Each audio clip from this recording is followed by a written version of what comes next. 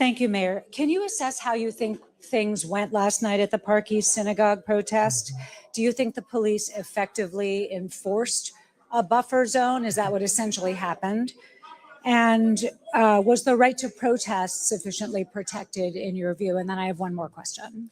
Yes, I think that I've made it clear time and time again that we in this city believe in the sacrosanct nature of the right to protest, and also are committed to ensuring that any New Yorker can safely enter or exit from a house of worship, and that access never be in question, while we also protect the First Amendment. And I do believe that the police ensured that yesterday evening.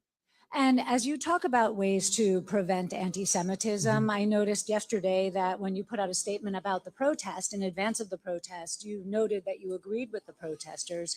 You've weighed in on the subject of Israel in a couple of other ways in recent days. And I just wonder whether, are you considering whether you personally putting your views about Israel out there is in any way fueling anti-Semitism in the city? Do you ever think maybe you should just not weigh in or just not bring it up? No, I think that critique of the policies of a government are very much separate from bigotry towards the people of a specific religious faith. And there is no tolerance for anti-Semitism. There is no tolerance for hatred of Jewish New Yorkers, which we have seen time and time again, whether it be in the graffitiing of swastikas on a number of homes across Queens recently. And I've also been clear to New Yorkers my honest opinions about the fact that when we have a real estate expo that is promoting the sale of land, which includes the sale of land in occupied West Bank in settlements that are a violation of international law, that is something that I firmly disagree with, and that I also believe that many New Yorkers firmly disagree with, because it has been at the heart of an ongoing effort to displace Palestinians from their homes. Hi, Mr. Mayor. Hi, Kelly.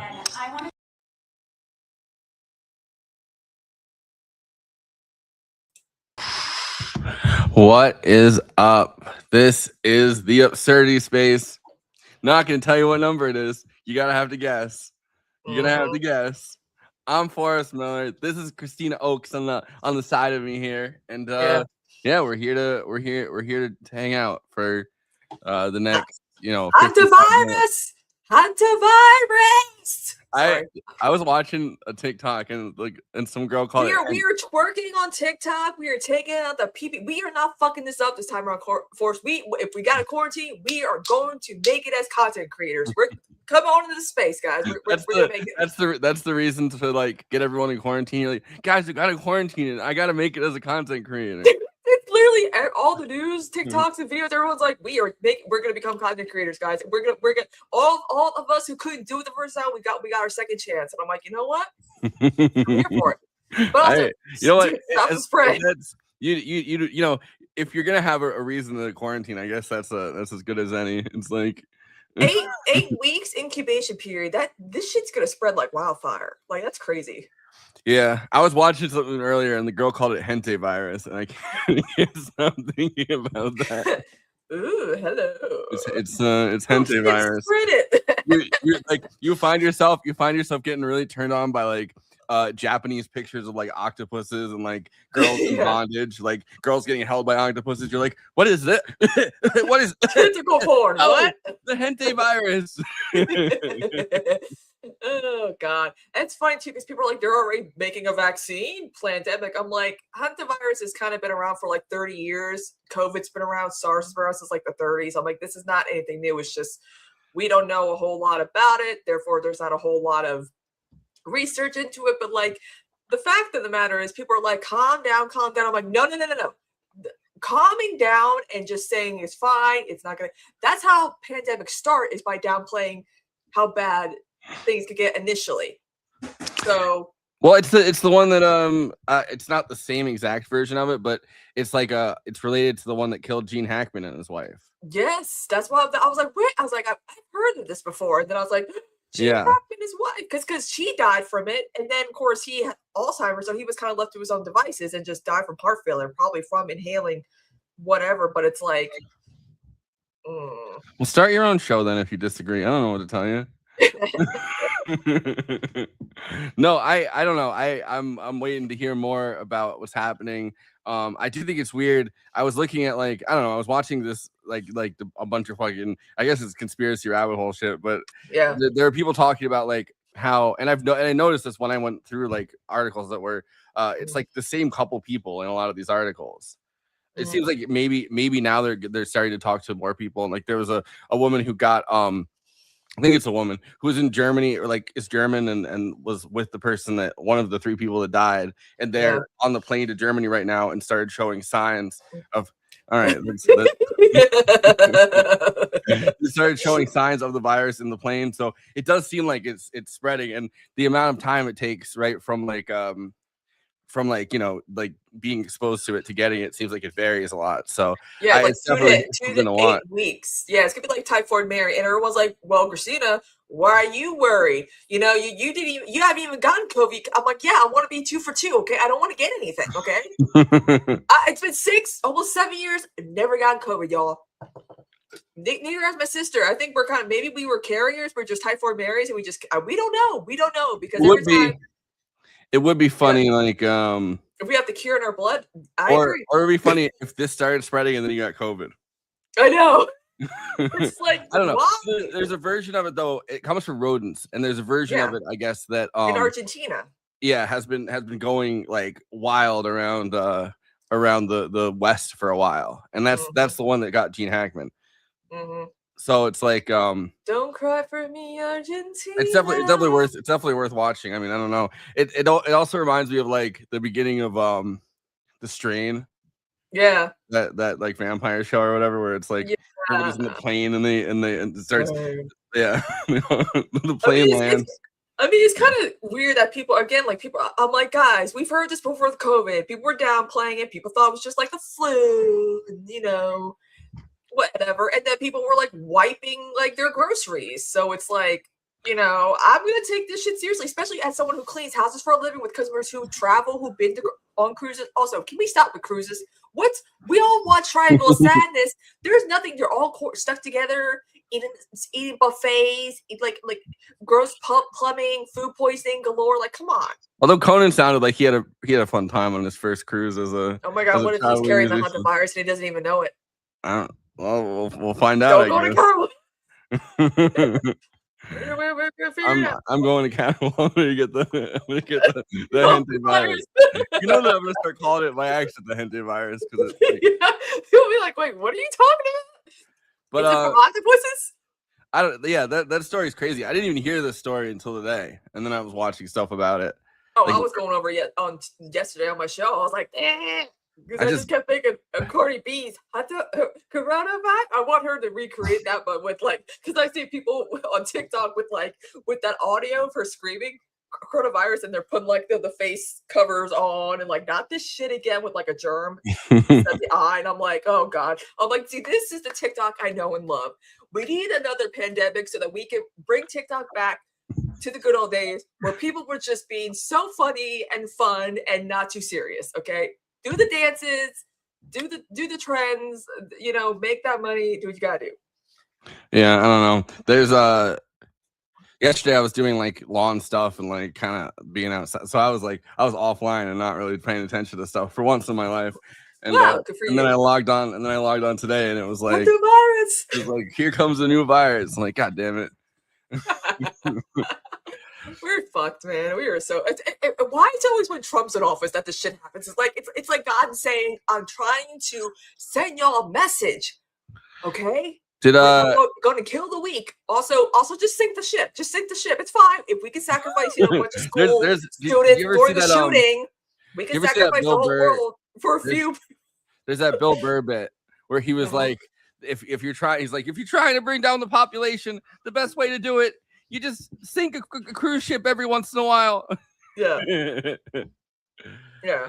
But I don't know. I think that like I don't know. It's kind of it's crazy. It's just what we need right now. It's just like we need another pandemic. Oh my god, it's back again. But yeah, I didn't find out about it till today. Another thing I did find out about today is apparently RFK Jr. is like, and this happened, I guess, in March. Getting rid of SSRIs. I know we're gonna be great. that We're gonna be too. cured. Or But there was to this mental items. this other thing that he was doing. Yo, I like how his plan to get everyone off SSRIs is just like take a walk, go outside. Give me money that will cure my depression. He said that there's a plot from the establishment or something against sunlight, and he's like, that's why we're bringing tanning beds for like teenagers are going to be able to use tanning beds. Oh yeah, now. skin cancer. Yeah, no wonder we millennials look pretty good for age because again, we really were the generation of the SPF, trying to get off of smoking, drinking water, whatever. And now Gen Z's like, I'm tanning, I'm vaping, I look like I'm 50. I knew like girls when I was younger that like when I was like around high school age that used tanning beds. I think I did once when I was around. Yeah, there's a lot of people that use tanning beds. I think I did growing once up in the 2000s. Tanning and anorexia was in. The bleach blonde look and I used one when I was like 19 or 20 or something, you know, like somebody was like, come on. I was like, I don't think these are safe. And they're like, come on, get in the tanning bed. Hello, Final Destination 3. Remember that? Yeah, that is what I think about every time with the thing falling on the tanning bed and then you're trapped just in spray it. Yeah. But I just think it's funny that like they want to take away SSRIs. I'm like, look, everyone's like, well, how come these depressed people are getting so angry? I'm like, because it's not SSRIs fall under not just depression, but like schizophrenia, bipolar, borderline person. Do you want me with borderline personality disorder to be completely off my fucking meds for good? You don't want to see that. Put me in a room with RFK Jr. and he's gonna want to put this shit in the water. I don't know. It is like that is one of the arguments people use against them. It's like you can't just stop taking them. You have to take them. You have to taper you have to be tapered off of them, and that is one of the big. So it's like if you do have a plan to I think they call it like demedicate or something, deprescribe everybody from them. It has to be like a plan that goes over time. I mean, obviously you should not have a plan to do that, and I don't think if overprescription is a problem, I feel like limiting the amount that gets put out is obviously like the worst way to deal with it. Put me in all the meds. I don't care. That's my thing. But also too, like sometimes it could be for like a temporary like moment in your life. Yeah, like something can trigger, like, you know, with my borderline, it's like stuff with my mom, my dad, and all that. But like I know that once my mom's social security money starts kicking in, I can relax about my finances, my mood will tinker down, I'll be good. But for what show did a really good job showing like I don't know, like the prescription schedule of SSRIs? The Sopranos did like a really good job with Tony being put on Prozac, and then it's like she like upped his because he's like going through like the worst depression of his life, you know, like she, like you up it and then you can lower it eventually, and then lowers it back down, and he's like because if you the Prozac's not helping me anymore.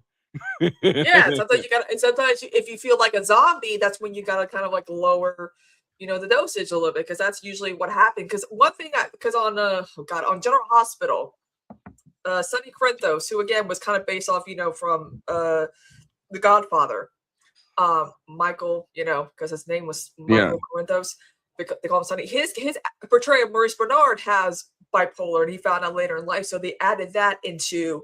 Again, like I mean, also Sonny was kind of introduced before The Sopranos, so it's like, you know, the 90s was big into like the mob stuff, but like they wrote him into someone who has bipolar. And there are times where his enemies will switch his meds with placebos or like lower his dosage, and then he has like these storylines where he has like mania, and then there are times where his one son, they purposely switched his thing, so he's like all depressed, and then they're like, you know. He's like, all of a sudden the meds are not working, but he didn't know, and he ends up dying in a car bombing because he's manic and takes someone's car. And I'm like, I didn't like the story because I don't like when storylines do that thing where they mess with people's mental illness. I'm like, as someone who's mentally, I'm like, I don't like storylines like that to drive a plot. I'm like, it just makes me depressed.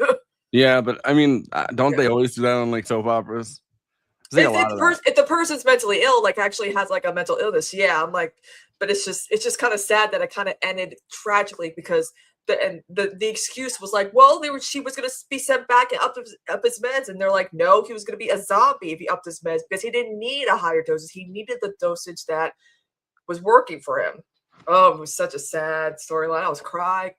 Anyway, I don't know. I feel like the 90s really did have like a mob. Like they did analyze this at the end of the 90s, and it was you know, Billy Crystal and Robert De Niro, and he's like he's going to therapy, and that's like the same. That's around the same year. I think '98 Sopranos originally came out, or '99. It's like the same time period that Sopranos first came out.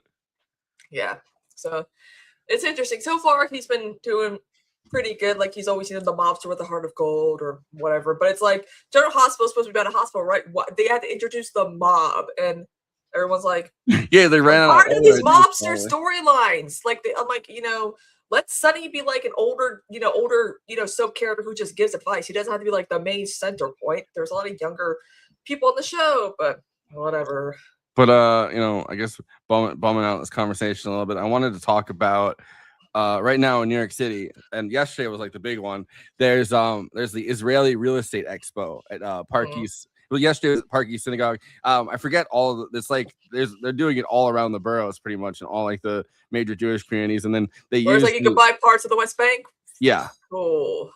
And especially look, they said properties in the West Bank, including Kfar El-Dad, which is like one of the illegal settlements right now. So you can literally just purchase like apartments, like condos in places around in the settlements, like So, but right now there's protests going on in the city to protest this specific thing, but they're making it out to be protests about like just a synagogue. Which doesn't even make sense because yesterday's protest, it would have been Tuesday. It's not like you go to like temple on Tuesdays. There's temple Tuesday at all. Like, I mean, is it usually like Wednesdays they had temple, or when they had temple? I don't know. I mean, I think it's Saturdays, right? That's the Saturday, yeah. Or Fridays, I guess, right?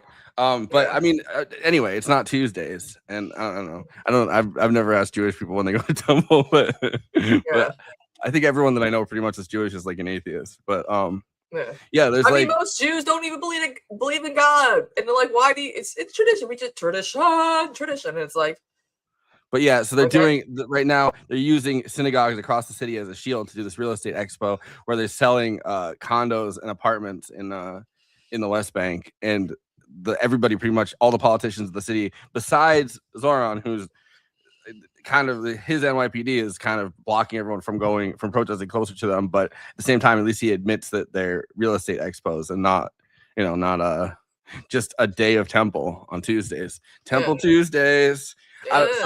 So it's like, and they just passed that law in the city where it's like now they cordon off close to the there's a certain distance now you have to be between the house of worship, which it's not being used for. It's shielding a real estate expo. So I don't but apparently there's some sacrosanct thing where as long as it's a house of worship, you have to be a certain amount of things, whatever. ICE doesn't care though. If you're housing undocumented immigrants, though, they should just say they're ICE and see what happens. We're Palestinian flag up in there. Nice. Oh, we're ICE. We're nice. We're the National Immigration Customs and Enforcement. The fact that they added that, I'm like, why would you add that? Because Trump thought it was clever because his brain's coming out of his ear. But yeah, I don't know. I just wanted to highlight that these protests are going on and they're being completely dishonestly represented by the people and by the politicians in New York City. Now. Because it just goes to show, they're really trying to, sneak a leak this. It's like, no, man, again, like anti-Semitism is a problem, but like this is not people being anti-Semitic. It's people like it's settlements that they're trying to purchase and rent. It's also, I mean, it's a little bit suspicious that it's like right now is the same time that they wanted to pass two laws. They wanted to pass one that was houses of worship and one that was educational institutions, which their definition of educational institutions, which is why Zoran ended up vetoing that bill, is it would have been libraries, it would have been schools, it would have been it goes on and on, like anything that kind of has government funding, and they would have pushed people all the way. So they couldn't even protest, let's say, at like the NYPD. They could say, oh, well, we're teaching young cops, so it's an educational institution. Like the level to what it like hospitals, because it's like because then you could say, oh, this is an educational institution, we're training doctors. Like there's pretty much it would have been a game over for protesting at spaces in New York City. So he vetoed that bill, and it's kind of, I mean, I don't know, there's like a lot of stuff going on, like suddenly swastikas popping up that have been put on buildings and stuff, but it's like, I don't know. I have it's hard to trust that it's not like, pro-Zionist organizations doing like a thing to garner sympathy. And I get it, Speaking of swastikas, or to push these bills forward, because there's a lot of anger from the like Zionist for establishment Zola community. being mayor too. Yeah, but also just for him vetoing the one bill. Like I saw, like he let the other one go through that was houses of worship, which I also disagree with. I think that, you know, we need less houses of worship of all kinds. But speaking of swastikas, today's the anniversary of the Hindenburg, right? Imagine you travel. Yeah, imagine, the inhumanity. Is that swastika on that Zeppelin? Like, that's really what I was thinking. I'm like, imagine you travel back in time to the Hindenburg. It's 1937. You're like, oh, look at those swastikas. Oh shit, it is. People around you are like, what's the problem? They're like, oh, it's not 1939 yet. Never mind. Do you think next year they're gonna try to do the 90th anniversary of the Hindenburg? Like, probably. I mean, watching that one reporter, the inhumanity. I'm like, yeah, but the swastikas on that thing. It's just everything in that voice from that time period is inherently funny to me. Yeah, like, the radio voice. Inhumanity. And it's like, this is terrible, but it's also, the voice is funny. And also trying to figure out what caused that thing, because everyone's like, Zeppelins are cool. I'm like, really though? Are they? There's probably better means of air travel. But again, I totally forgot. Like, I'm looking at a picture of it before it crashed, and I'm like, oh shit, there's swastikas. This is 1937 Germany. Whoopsies! And everyone's like, wow. Yeah. I'm like, hello. Yeah, it came over from Germany. And of course, it had to blow up here. Yeah. Blowing up at home. No. Damn it. Classic New Jersey stuff. I know. And Lakehurst, of all places. I don't know. The picture of it blowing up is crazy, though. It's a good album. Wait, didn't Led Zeppelin use that as an album cover? I think they did. Yeah, they did at one point. Yeah, I mean, because one of my customer sons has like a poster of it. I'm like, oh, that's the Hindenburg. You know, how do you know that? I'm like, what other known Zeppelin had a tragic, explosion? I mean, I'm sure there's some, but they stopped using. They stopped really doing it. Like, yeah, I don't know. It's fucking the explosion's so crazy. Like, woo. Like that's nuts. Like imagine imagine being down there and looking up, and then all of a sudden, because like the whole thing is documented, but then they stopped recording, it landing, they dropped the thingies, and then all of a sudden it ignited. That's when people turn their cameras back on. Yeah, crazy. But you can see the people, they're not that far away from it. It's coming down. Just I mean, some people were burnt, third-degree burns completely. I'm like, there's famously, I can't remember. There was a few people that were just invited to go up in the Hindenburg too. I wouldn't do that. I'd be like, nah, I'm good. Hydrogen. Well, I mean, I don't know. Well, now, but hindsight's 50-50 or whatever, right? Hindsight's 50-50. Yeah, again, travel back in time to 1937 and be like, oh, why are there swastikas on that? Why was that? Is that a problem? Travel back in time to 1937 and get Hitler to go on the Hindenburg, and then this is how you prevent World War II, y'all. And then fire a rocket launcher. Sir, fear. Come on, travel to the United States, meet with the president, travel on your Zeppelin, all the swastikas you want on it. It'll be fine. Be like Herr Hitler, the Führer. If you really trust this Hindenburg, why don't you ride in it, huh? Why don't you ride in it? Build the Hindenburgs, build all the the ball, whatever. he's like, oh, I mean, okay, if they want me in it, they're like, yeah, we want to just go up in the Hindenburg. Come on, you got to do it. You know what I found out that was kind of depressing though, because I follow workers' rights history or whatever, on Facebook. They were talking about how Allied forces were liberating a lot of the camps, right? But because of Nazi law, all the LGBTQ plus Jews and Romani people, and still had to be in the camps, and it's yeah, are you kidding me? Yeah. Now I didn't know that. It's I didn't know that really was the Soviets who actually kind of saved us. I'm like, what the hell? Oh, you didn't know that? Yeah. The Soviets got to a lot of them first. But now I'm just imagining Hermann Goering going into the Hindenburg, and then it just starts falling down because he's too fat. It's like dun dun dun dun dun dun dun. Oh, maybe I will catch the next one. That was it. But yeah, I knew that there was the Soviets that liberated a lot of the most of the camps. Of course, some of them it was the Americans, but they got there after the Soviets did. The Soviets kind of beat them into I think it's part of the reason why we got into the Cold War was more of a dick measuring contest. Hitler and Stalin had a falling out. Nazis were going after communists. Communists wanted to fight back. So the Soviets did most of the hard work when actually, liberating these camps. They're also advancing in technology. Let's, you have a guys dick measuring contest. Because like when I'm watching, like, I love the 70s, I love the 80s, and talk about like the Olympic sports, like sports between like competition between Russia and America was always a big fucking deal. And I'm like, really? It's the Cold War. We weren't actually like boots on the ground. It's not that Hitler and Stalin had a falling out, because for a really long time, Stalin was pretty much like the loudest voice of the League of Nations against Hitler.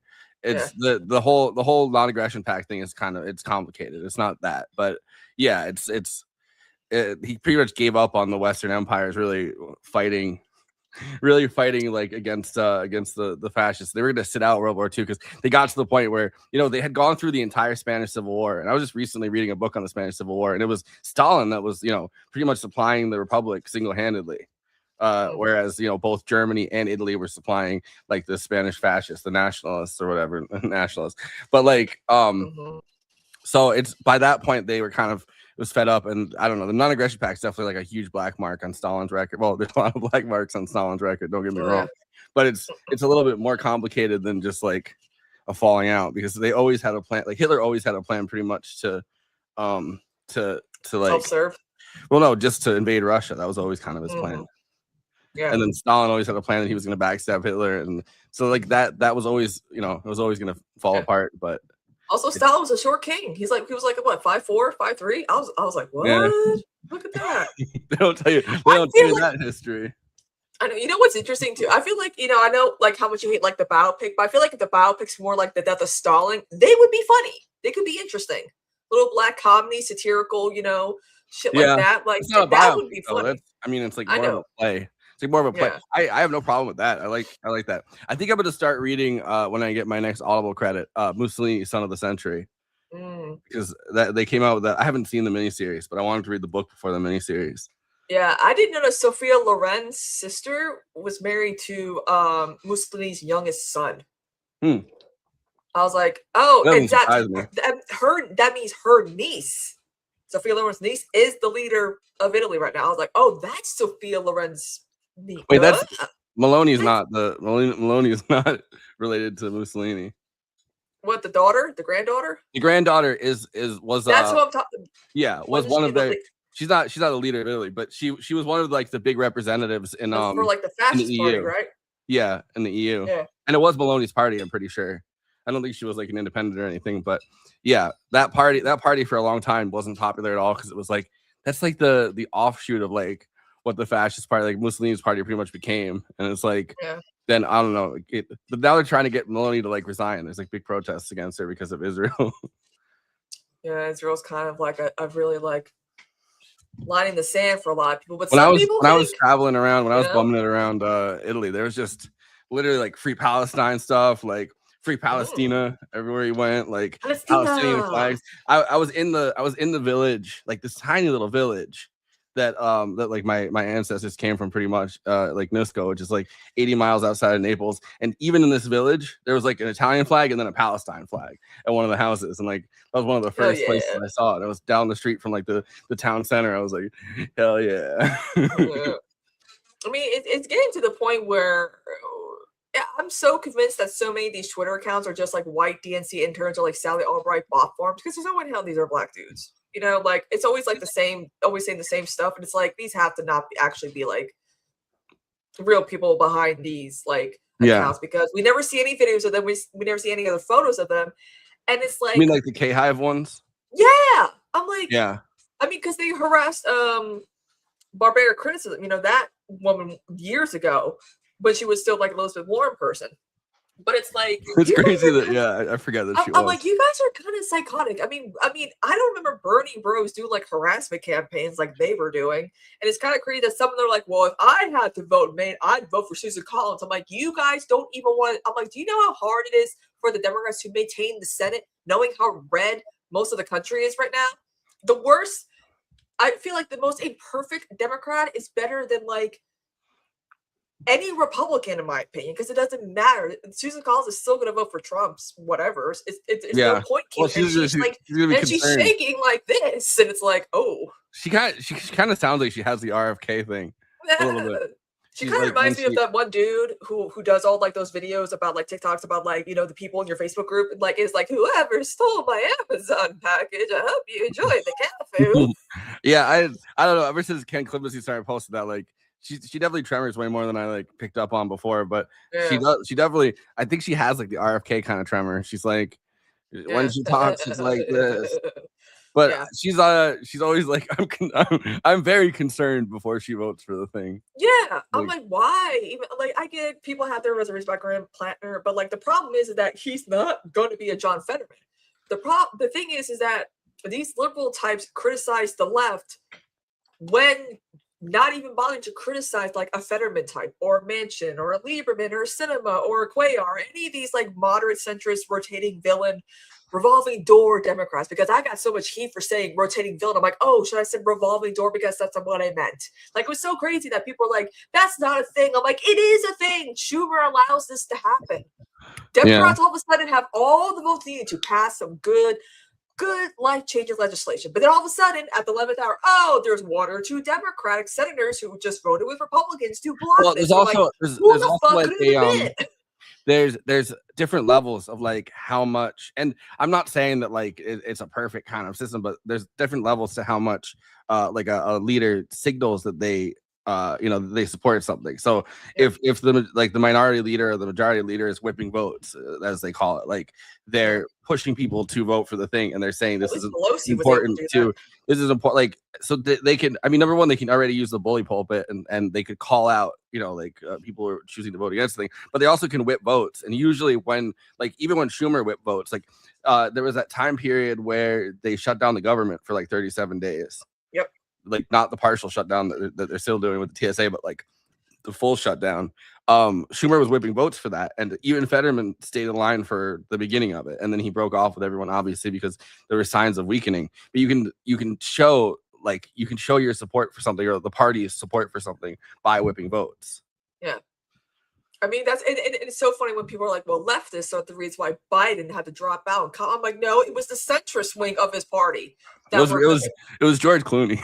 It was literally like Nancy Pelosi was saying drop out. AOC, Bernie were like, no, Biden stay. I'm like, what the fuck are you guys doing? It is kind of, I mean, speaking of General Hospital, it is kind of nuts that like out of everybody, they made George Clooney take the first, like before Pelosi would, before Schumer would, before Jeffries would, before anybody in the Democratic Party would signal. The guy from ER. The guy from ER. They pushed George Clooney to write that LA Times thing, and it's like I didn't even know. Like I know that George Clooney is like very active inside of the Democratic Party, but like I didn't know he's probably like their biggest donor in Hollywood. Yeah. See, I don't think I picked up on that mentally. I'm just like George Clooney. Yeah. Like I knew he was friends with Obama, and he's like always kind of around, and he went to like all the big fundraisers and stuff. But I didn't pick up on the fact that he's like their largest. Like I don't know. They also Reid Hoffman, who I fucking hate. He was like the first big donor besides that to jump ship and go like. Yeah. I don't think. Yeah. Another thing too is like when it comes to like Cori Bush, everyone's like, well, black people, gave Cori Bush the boot or whatever. I'm like, no, it was actually the white people in her district that voted her out. I'm like, you guys don't understand, when AIPAC gets involved, they try to appeal to other demographic of voters who are not so comfortable with a dark skinned woman of color in representing them. Because black people remember that when it came to COVID, who was in charge? Who was fighting for like the eviction moratorium? Cori Bush was. She, like, people were making fun of her now for being like living in her car at one point. I'm like, do people forget like she actually did stuff that her constituents care for, particularly like her POC ones. The white people obviously fell for the beat, like the beat. It's always about the BBB and the infrastructure bill. I'm like, yeah, but that stuff that bill sucked. It had to get watered down. And by the time it got watered down, Manchin and Sinema, we're not even going to be for it either. So it's like, you say support black women, but then you're saying, sexist and misogynistic stuff about Cori Bush, who, in my opinion, should be back in Congress, and not Wesley Bell, because what has he done since being elected? Yeah, well, probably voted for Israel stuff, but Yes, that's it. But yeah, that's what I was saying is that George Clooney was the first one before anybody else in the party would before anyone that's actually in the party as like an elected representative. They made George Clooney write that LA Times op-ed and say like, "Oh, I think Biden should step down from this race." And then there's a like I think this is the reason why Obama's like overactive now in the Democratic Party. His plan behind the scenes, because he always works behind the scenes, he can't really come out Strong and Republican Party. his thing behind the scenes at the time was that he wanted a very fast, I don't know how they were going to do this, but they wanted a very fast open primary where pretty much anybody could come in, and it wasn't just Kamala. Like they weren't just feeling like they were coronating Kamala, because that's already how they had the disaster with Hillary Clinton. It's like people felt like they were coronating her as the nominee, and they wanted to avoid doing that again. So they wanted to have a fast primary, and then it was overridden by Pelosi. Whereas like only South Carolina gets a primary. But it's like it was overridden by like a few people high up in the party, and Obama actually lost that fight after winning his last big maneuver where he pushed Biden. Bernie, he pushed everybody out except for Biden and Bernie, and like everyone had to consolidate behind Biden. His move this time backfired to the point where I think he's overactive in the primary now because he's trying to get that position again where he's like what he says goes. Yeah, it's really undemocratic to have somebody like that in the wings that just kind of maneuvers behind the scenes. But it's funny too because I was debating someone like, well, it doesn't matter because Biden was going to get the nomination anyway because he was polling the best out of anyone else. I'm like, yeah, but polls don't really matter in the end because I mean we're always told to ignore certain polls. We're told to listen to certain polls. It's like when Bernie was being trumped by multiple digits, multiple percentage points, we were told to ignore that Hillary's got this, even though she was like 1 point below or above Trump. I'm like, yeah, I'm gonna be worried if that's what we should, but don't listen to those polls either, apparently. So it's like, we don't know if Biden was still gonna get the nomination if they had a primary. I mean, winning Nevada really sold the idea of like, oh, even if Bernie doesn't do well with South Carolina, he can still clinch a bunch of Super Tuesday states. But then COVID happened, and everyone's like, also Warren stayed in the primary and siphoned votes off for Bernie, pretty much. And then there's this whole narrative that's like, well, how do you know that everyone that's voting for Warren would vote for Bernie? And it's like, well, Warren drop out and we'll find out. Like, yes. But that was a weird. Also, we should just abolish California politics because it's always a mess. My thing is, did you see my conspiracy theory? Tom Steyer, let's go. Just kidding. So my conspiracy theory you're running for president of South Carolina. That's what he needs to be doing. My conspiracy theory is what's the guy's name that's running against Tom? Oh, Steve Hilton was David only became an American citizen in 2021. He was David Cameron's press secretary or like policy secretary in the UK. He was he's just a British guy, and for some reason in 2021 he moved to the United States, became a citizen of the United States. What does he know about California? Nothing. And so, but he was for a long time. He was one of those like behind the scenes guys in like the in the Tory party, pretty much. Like he that's where he comes from. So he was like always pulling strings and like in the Tories and like doing all this stuff. And then David Cameron hired him for a forward facing policy job or whatever. So all the time David Cameron was prime minister, he was this guy, and now he's running for governor of California. And my conspiracy theory is that he's going to be the guy if he wins. Because he's, I guess, one of the last polls, he was like leading Tom Steyer for some weird reason, by like 2 points. And I think he's gonna secede. He's gonna make California secede from America, and then he's gonna make Britain pick up. He's gonna turn California into a British colony. I mean, listen, Tom Steyer is a goofy, funny. Like I found him so annoying because, as I pointed out early in the Bernie campaign, he really just settled like a campaign just in South Carolina because he really hoped he could get the black vote. Because again, for some reason, my state is the only state that fucking matters. Even though I feel like the Democratic Party just uses black voters, it doesn't do anything for them. Whatever. But like a lot of former Bernie staff quickly switched to Tom Steyer because he was able to pay them a lot of money, Then some people are being said, Tom Steyer's campaign messaged me saying that they would pay me if I promoted him. And I'm like, yeah, because he can afford to actually give you money. I take it. I don't care. Just say he's a good class trainer. That's all you got to do. I mean, he sounds like my thing is like I'd be like I'm supporting Tom Steyer because he sounds like Marty Funkhauser from Curb Your Enthusiasm. Yeah, exactly. Like it's interesting that people are like, well, I'm like, listen, Tom Steyer is like one of those like harmless. He's probably like the most harmless like billionaire type to come about, considering he's like, tax me, please do it, and even he said that the billionaire tax bill or whatever in California doesn't go far enough, he'll still vote for it, whatever. I'm like, oh, that's a good start, because he knows that it's but he's been pulled to that position, kind of kicking and screaming. Like for his holding first was like, oh, I would vote for this one-time wealth tax, but I don't think wealth taxes are the way to go, and blah blah blah. And then he's kind of been pulled kicking and screaming to that position, the same way he was pulled kicking and screaming to finally, after in 2020 not endorsing Medicare for all. Medicare for all. Yeah, now he's just like a single payer guy, but he wants single payer for California because he's going to sell it out to the British. Yeah, make a deal honestly, with Steve Hilton. No, I feel like Tom Steyer would make a good governor just because he could kind of like self-fund California. If they need something, he's got money. He's got money. Yeah, I mean, I don't know. I don't really trust him, but I just thought it was so funny. I remember watching that one debate where like the heat was on between Elizabeth and Bernie, where it was like, what's gonna happen so far? And then she's like, I believe he called me a liar on national television, and the Tom Steyer said, like, I just want to say hi, Bernie. Yeah, okay, and then everyone started memeing that, like memeing the fuck out of it. That shit was set up by somebody who wanted the worst for both.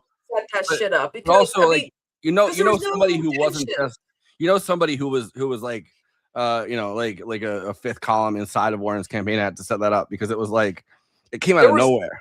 Yeah, because it's like these two were not even really like, because I debates don't have to be about like, the gloves are off. I'm like, have like an actual discussion, like oh, Senator Moore and I, we worked together on this stuff. Oh, we have some differences about this, but we both agree. Like that was going on for the first few debates, and all of a sudden it's like, why the fuck are these two at each other's throats? This is stupid. Yeah. Bernie was like, what? Well, for something that nobody can confirm or deny, because it's like, oh, we had a private conversation. Like they're like, oh, we had a private conversation at Bernie's house at the time, and I came over to his house and we were trying to hash it out, and he said in this private setting, like there's no record of him saying that because it's a private setting, and it's like, well, there's no way to like confirm or deny this, that anybody said these statements, because it's like you're going off of something that you're claiming was said to you in private. Yeah, and we can't confirm nor deny that it ever happened. Like, come on, but we can confirm that Bernie Sanders has Ross Perot's sword in his office. Joy Reid brought on that lady who did body language, and she was like, so what do you think he said? And she's like, Bernie's saying that he wants to rape Elizabeth Warren with this. I'm like, what the fuck? I'm like, what is going on here? And you can see that because he leaned forward, and his arm was at a 45-degree angle, according to the body language guide to the galaxy. So they really didn't want Bernie winning, because again, 2016, his face was too white, too male, too moderate, and then in 2020, it's like, oh, his face is too young, too diverse, too progressive, and I'm like, it annoys me that like that. I was like, what? It annoys me that like, I don't know, like 6 months or a year later, Joy Reid was like, yeah, I regret all the stuff that I pulled during, and it's like, well, too late now, bitch. Like, yeah, because you got Joy Reid hanging out with Hassan. Like, you got like, once these people get fired from being a little too Palestine should be a 2-state solution. a little too Palestine. Yeah, it's a little too Palestine. Don Lemon, Joy Reid, like all these former. I mean, some of, like, of course, Mehdi Hassan, definitely, without a doubt. But like Melissa Harris Perry, like some of the more like actual like progressive voices of NBC would eventually get fired. And now it's not even NBC; it's MS Now. Yeah, I keep forgetting that. They're like, it's MS Now. I'm like, what? Why? It's multiple sclerosis now. Yeah, exactly. Also, R.I.P. Ted Turner, the original 9/11 guy, and probably Jane Fonda's favorite ex-husband. He is. Jane Fonda said that's her favorite ex-husband. I mean, he was rather good looking. It was just so weird seeing that. Like, I'm like, say what you want about Ted Turner, but he didn't get Me Too'd out of his own like Roger Ailes did with Fox News, and they still were mourning him. And after he died, after he, we found out that he ran Fox News like a softcore porn industry. Somebody pulled up Ted Turner's controversial statement section. He has an entire section of his Wikipedia that's just controversial statements. In 2002, Turner accused Israel of terror. The Palestinians were fighting with human suicide bombers. That's all they have. The Israelis I would do the Ted Turner Southern accent, but I can't. The Israelis, they've got one of the most powerful military machines in the world. The Palestinians have nothing. So who are the terrorists? I would make the case that both sides are involved in terrorism. He apologized for that in the remarks in 2011 about the 9/11 hijackers, but also defended himself. Look, I'm a very good thinker, but sometimes I grab the wrong word. I mean, I don't type my speeches. Then I sit up there and read them off teleprompter. You know, I wing it. This is why you're the CEO. You're behind the scenes. You're not on the camera.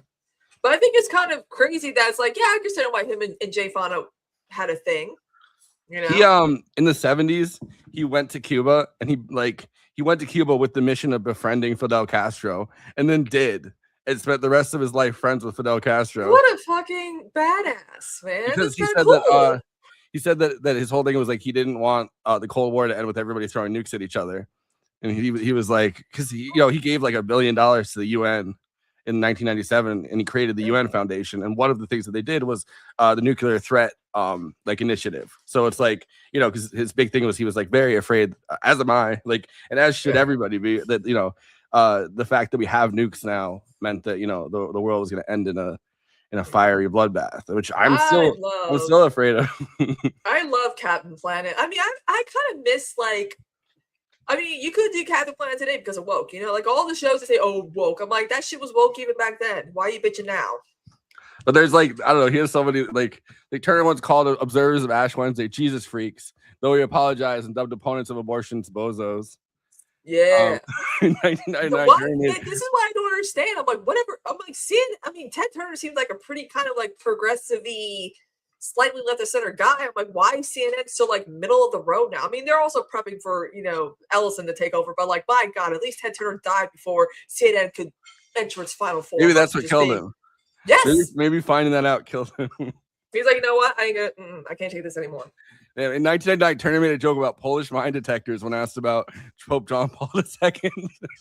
See, shit today, that wouldn't even be controversial talking shit about the Pope, because I think you can hate the Pope now. I mean, Sinead O'Connor is probably thinking, what the fuck, man? September 19th, 2006, at the Reuters newsmaker conference, Turner said of Iran's position on nukes, they're a sovereign state. We have 28,000. Why can't they have 10? We don't say anything about Israel. They've got 100 of them approximately, or India, or Pakistan, or Russia.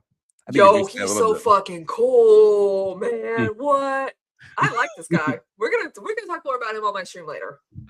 I don't know. It's just it's kind of been they put up the interview of I recommend it. I don't know if I think you probably play it on Twitch, but it's like yeah, of course. It's Letterman interviewing him about his life because he released that book. He's talking about his like sailing adventures, and he like won like the American Cup or whatever for sailing. Oh, so he's like our James Cameron, but like up on the water. On the water, yeah. Yeah, okay. He said he stopped sailing as much in like 1980 when he started CNN. He also did this thing. I was listening to this because I don't know, it was cool, and I like his voice is fun. He's like got that like weird Southern accent thing, which is like so easy to like parody it, but not like a foghorn leghorn. Yeah, he's got like the more like Georgia version of it. But he was talking about it, and he's like, yeah, back when I bought my first TV station, that's not him, but he's like kind of more raspy. But he's like, back when I bought my first TV station, the TV station across the way, like the only other one that was activated at that point that was like a UHF station. He was like, yeah, they shut down within months of us going on the air, and I wanted to show everyone that I was like appreciative for that, for being the last UHF station on the air. So he's like, so I threw a party. And we just put cameras all around, and we videotaped ourselves getting fucked up at this party. And he was like, this is back when I drank. And then he was saying that when he won the American Cup, he was like, yeah, this is back when I drank, and I forgot there was a press conference, so I got like real drunk, and he winged his speech. I mean, we have a debt of gratitude for him because of Ted Turner, we have Turner Classic Movie Channel. I mean, they interviewed Ben Mankiewicz. I'm like, okay. And they show there's like clips of interviews with him throughout the decades, and also other like former like people who were like with CNN from like the beginning who retired like 20 years ago. I'm like, oh wow, I've heard of you forever. Where have you been? There is like I do have a lot of thoughts about like the 24-hour news cycle as like one of the like worst. I don't think anyone meant for this to happen, but I think that it's one of the worst inventions that anybody had, really, because it's like 24-hour news cycle. You have to fill it with a lot of stuff. You have to constantly kind of cover the same stories.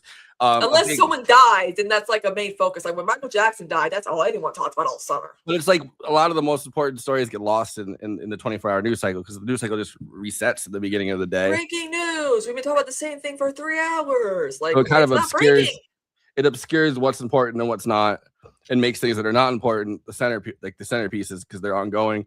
And I also think that during the Gulf War, CNN was like one of the big, because it was one of the few 24-hour news places, and then followed by Fox they pretty quickly highlighted afterwards. the Gulf War coverage when Ted Turner was still like CEO. They were highlighting that, and, like looking at the old CNN like logos and stuff like that. When I'm we like, when we invaded Iraq a second time, one of like the really like kind of like crazy things is that they just reused the same title cards from the 1991 like Gulf War. So pretty much it was like the same. They used all the same chyrons and stuff. Yeah.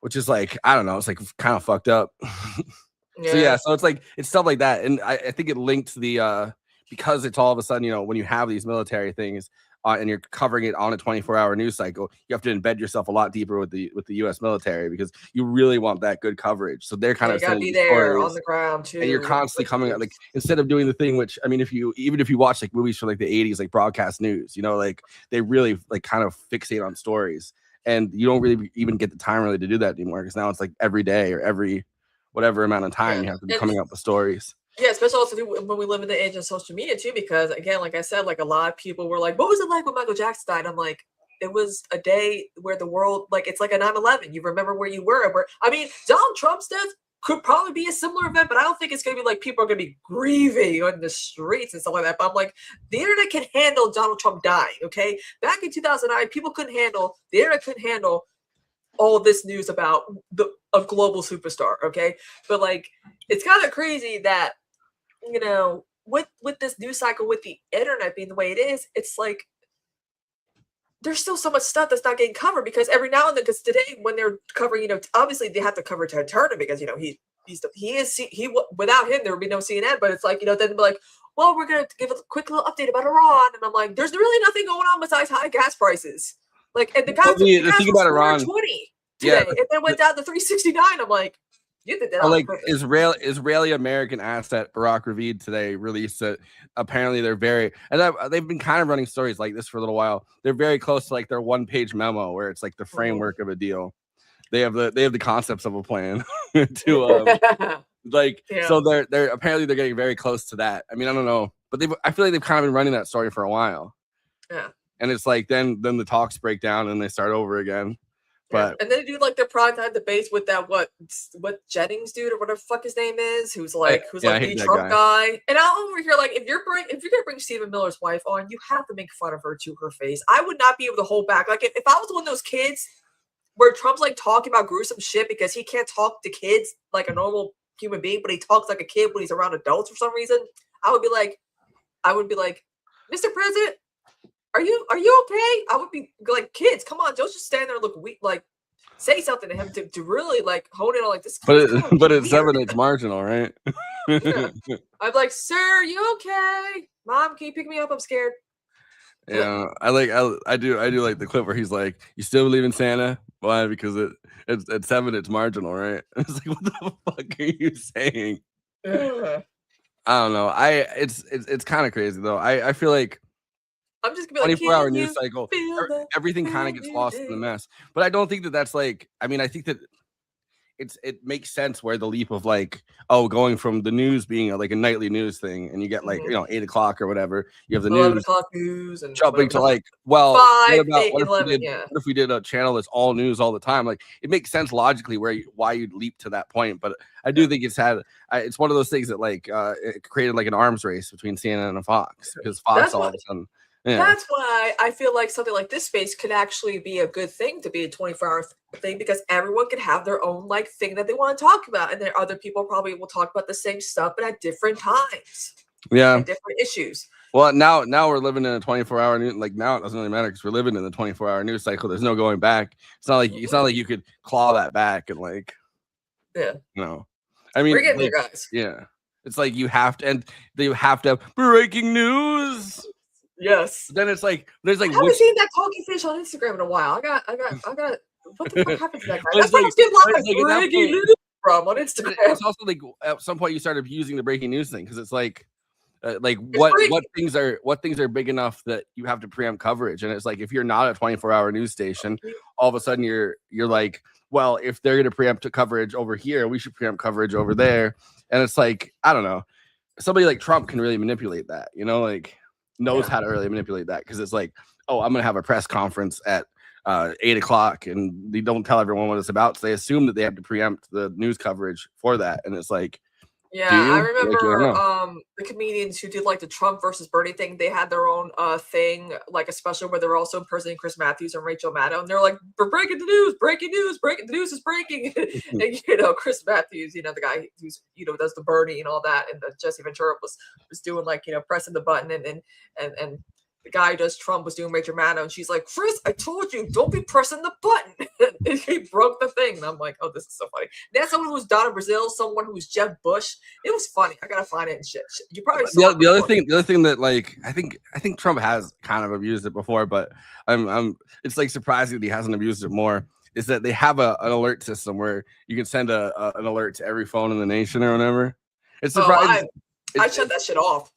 Yeah, but like, it's surprising that like that hasn't been abused like more by the Trump administration. Like Truth Social stuff. Like, that's a good point. I can't remember if it's Heg. I think it's Hegseth that has the control over it right now. Yeah. It's like you're getting drunk texts from Hegseth with everybody in the country. It's just like, hey guys, how's the fuck it's going? Yeah. I'm over here fighting woke. What are you guys all up to? Text 04555. Some terms and conditions and charges might apply.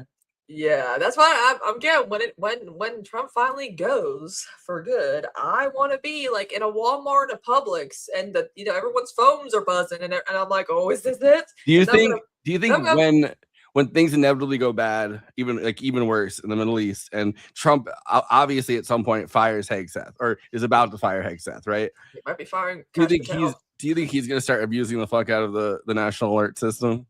Oh, he probably might. Like getting drunk and sending. He's like, all right, I got one. Guys, what up? What's up? And he's like, and everyone's like, wow, my national alert went off, and it's saying, what's up? I don't know what that means. Yeah. But I'm gonna be blasting, Bowie and Jagger's "Dancing in the Street" or "Can You Feel the Brand New Day." I was at like a I think it was when my friend had gotten like taken by ICE in like 2018, and George H.W. Bush died, and we were like doing like a fundraiser thing to like help him afford legal fees. And then George H.W. Bush died, and then everyone was like, guys, George H.W. Bush died on like loudspeaker, and everyone just started like going, ooh, yeah. You got get prepared though when Trump finally does. That's gonna be, everyone's like, what do you mean? I'm like, you don't know how many people are gonna fucking celebrate. Okay? People will mourn Obama died. This is the Pete Hegseth with a ghost there too. What's up? We're like, yeah. There you go. Oh, guys, we reinstating the draft or nah? Text 05557 to tell me if we reinstate the. He would send like dick pics too for a look to the whole nation. He's like, fuck. He's like, fuck. I'm like, this looks infected, does it not? He's trying to get medical advice. He's got genital warts all over. Anyway, but let's say what we have coming up. So Tuesday on Movie Night Extravaganza, we have Josh Olson coming back on, and we're gonna talk about Charlie Barrick. I'm excited for that. And then after that, we have another show on Wednesday. And then after that, we have Adam McKay coming on the 19th for the third time, and he's coming on, and we're gonna talk. We're going to talk about all kinds of things, but I forgot what we were talking about. Over the Edge, the 70s movie. So we're going to talk about that. Over the Edge. So, I guess we can call it here because the fellows are in. Yeah. Get out of here. Bye, y'all. Peace out.